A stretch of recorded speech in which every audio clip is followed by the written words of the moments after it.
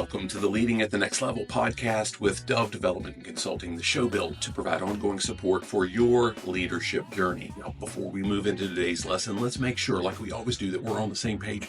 We've seen firsthand how much more is required to provide authentic leadership to a team than to simply manage based on the authority that comes with a title or a position. What we've learned through more than 50 combined years of leadership responsibility is that taking the extra steps to serve people and earning influence will always produce results that barking orders just won't. If you'll stick with us through the end of the episode, we'll share how you can get a complimentary trial to a resource that we've built that's like nothing else you've ever seen. Now, with that in mind, let's wrap up this series in our look at the cost of an unaccountable workforce, specifically in how to improve that accountability and really capture that lost profit. Whether we can tie it directly to a profit and loss statement or not, the costs any organization is going to incur when nobody's held accountable, they're significant.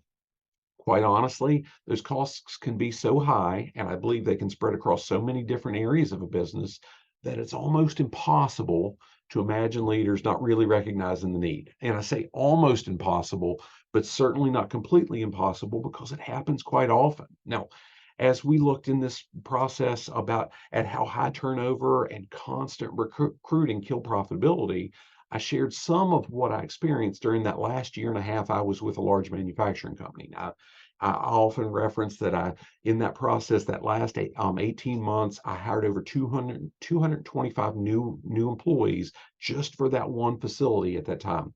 Now, here's what I don't often talk about. 150 of those were for one job title.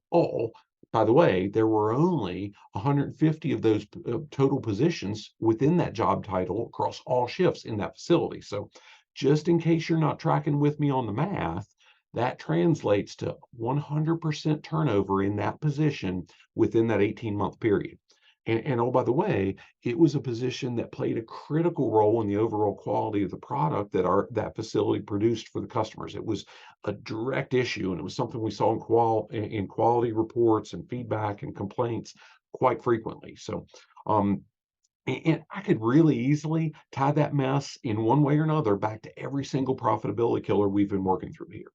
For our purposes right now, I only want to share how much a lack of basic accountability contribute to all of it, though. So for years and years and years in that facility, many of the best and what I believe were the most efficient team members in that particular role, they could meet their daily production numbers for an entire shift with usually at least an hour, sometimes more to spare in their shift, right? Over time, the culture had become one where those employees would spend the remainder of their day, they'd kind of casually roam around. And since they had their time in for the day, right? You've heard that said, and they weren't doing too much to call attention to themselves. This was generally accepted by supervisors, management. They knew it was going on. They just didn't deal with it. Hey, they've made their numbers, let them be. They're not hurting anything.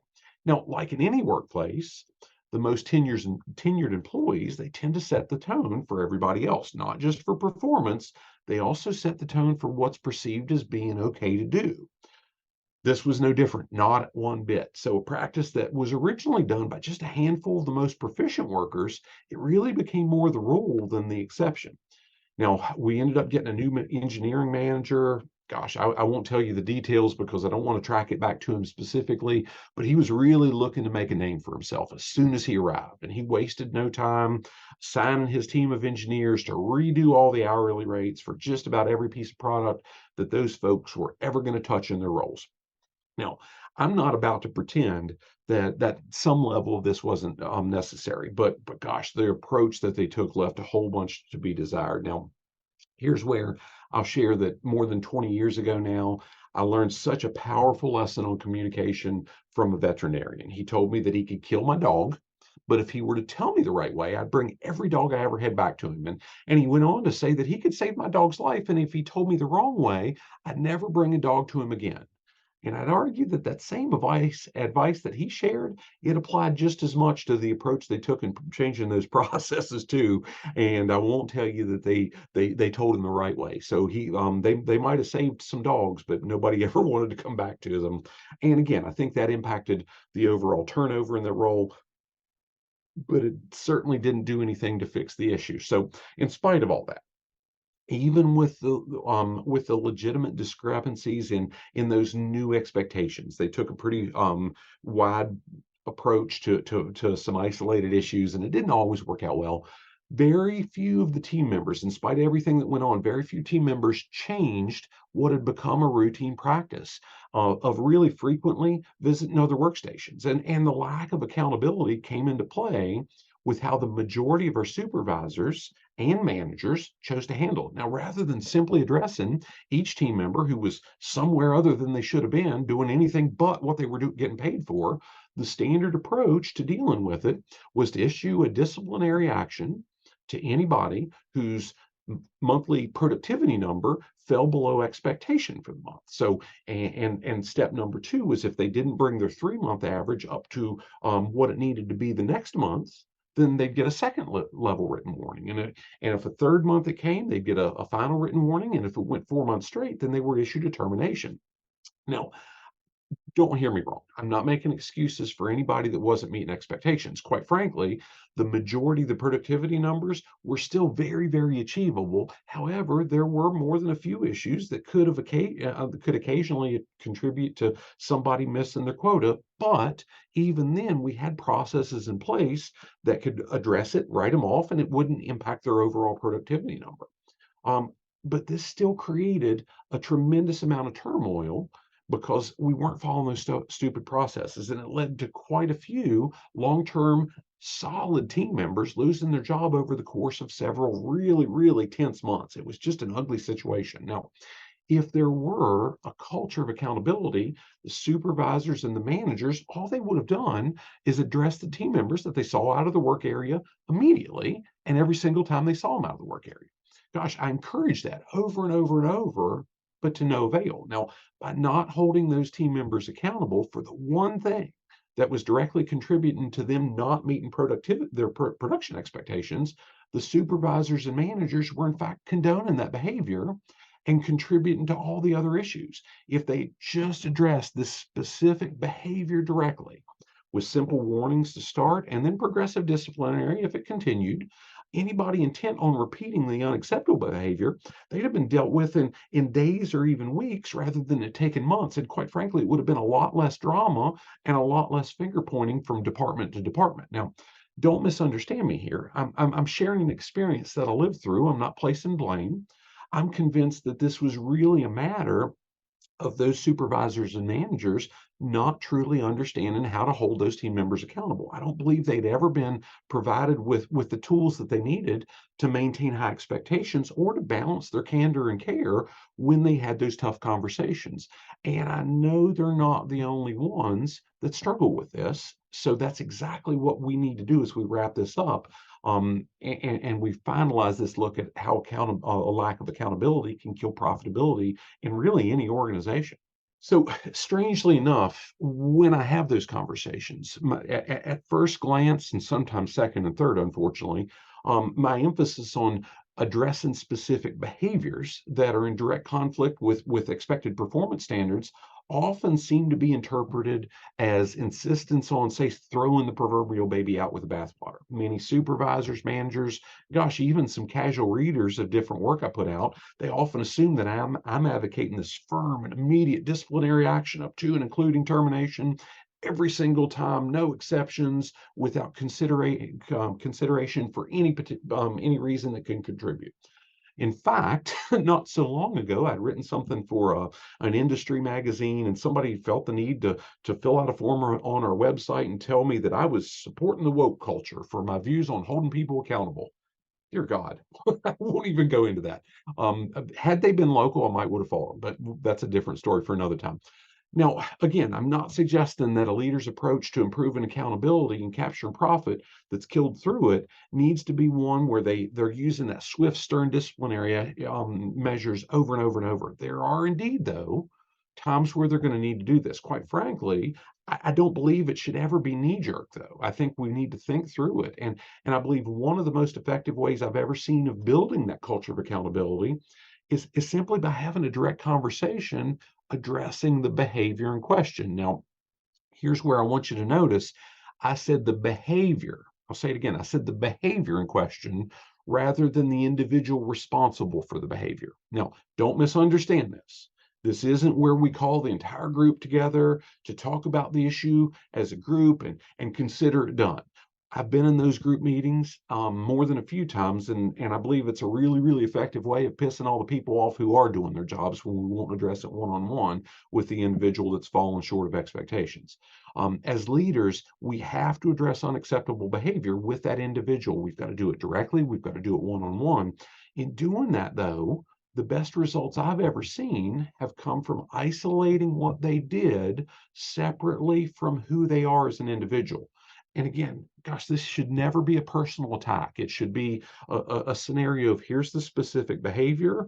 I'm not saying it's you. Here's the value you bring. Unfortunately, I've seen far too many folks in leadership roles, be it team leads, supervisors, managers, whatever title a company places on them, avoid having those direct conversations until they're completely fed up, at which point they blow their tops. Now, fingers are getting pointed, accusations are made at that point, characters questioned, you know the routine, and most of that, if not all, could have been avoided by addressing the behavior in question right away before our tempers ever get flared. Now, even if we're isolating a specific behavior that's missing the mark, I think we'd still do well to follow this thing often referenced called the platinum rule by making sure we're addressing the scenario, the behavior in terms that matter most to that individual, rather than going back to because I said so or any nonsense like that. How do we tailor it and give them the message they need, not just the message we need to send? Now, when we take that level of leadership responsibility, showing our teams that we truly care about their performance and that we're willing to do anything in our power to help them through whatever that issue might be that's contributing to that poor behavior that we're addressing, we can maintain a high level of accountability while still showing how much we value that individual. Make no mistake, though, even when doing everything just right, there's still going to be some times where additional steps are required. If we've addressed the issue both calmly and directly, we've provided the support, any support we possibly can to resolve it, and our team member still continues to push down that path, we'll likely have no other option than to work through the steps in our progressive disciplinary policy. And again, this isn't usually the first step that I suggest because we're dealing with people. Let's figure out what the scenario is. Let's have a solid conversation around behavior. And if we need to, then we'll deal with the discipline. But let's try to be a person first. But if we don't maintain that accountability, we're allowing the expectations to drop for our entire team, and we're losing their respect in the process. We don't have to like it, but that doesn't change the fact that that's exactly what's going on. So I'm going to say it one last time as we close this look at capturing that profitability that's so often killed when nobody's held accountable. Accountability is not about cracking the old whip.